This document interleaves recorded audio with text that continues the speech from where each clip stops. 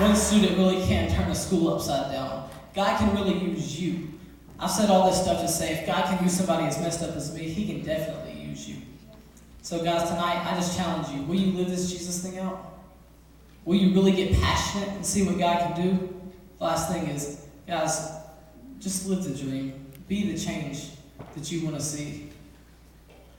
Well, that's it that I got. I love you guys, but now I got one of my best friends. Her name is Elizabeth Ann, and she is going to rock the house out. Everybody give it up. Woo! Elizabeth Ann.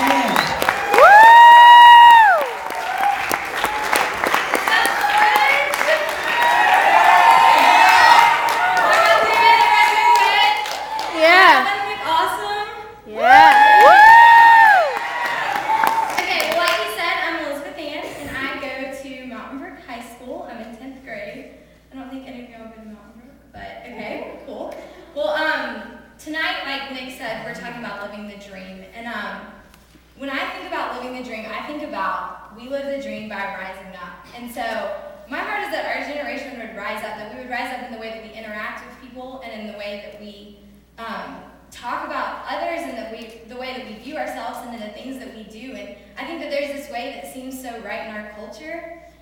And I think, what if we could see the big picture? Like, what if we could see what God sees? And I'm convinced that there's something more than this world offers. And so I'm going to start off by telling you guys a story about a girl named Rachel. And Rachel was from Colorado. She was a normal teenage girl. She was one of 5. Her parents were divorced. But Rachel knew that there was a calling of God on her life and that she had something more to live for. And so her love for God was seen by everyone. And it says that she jumped at the opportunity to witness. And this girl grew up in a normal high school, just like all of us. And she understood that her life was not her own. And there's stories of, one story that stuck out to me was when she intervened with 2 boys who were picking on a disabled student at school. And that disabled student later told her that week that he was planning on killing himself. But because of Rachel stepping out and being that difference, his life was changed forever. And there's stories all over the Bible of people rising up. The Israelites cried out to God, and Deborah rose up and became like a mother of Israel. And she won her fame by leading a desperate nation into victory. And Esther rose up and was brought into royalty for such a time as this. And David, he had been knocked down and overwhelmed, but on the inside, he decided that he was going to rise up and live in the purpose that God had put on his life. And so I think that we hear all these awesome stories and they sound so cool. But I always wonder, like, how do we rise up, okay? Like, we hear about all these people and we see all these awesome stories in the Bible, but how do we do it ourselves? How do we do it in our high schools and in our families? And so I think that the first step to rising up is to know who we are. And there's so many lies that we can believe in who we are. The lie, like, who I am is how I look. And we live in a world that's preoccupied with outward appearance. And last year alone in the U.S., statistics say that $20 billion was spent on makeup. $2 billion was spent on hair care products, and $74 billion was spent on diet food. And so our generation is consumed with who I am is how I look.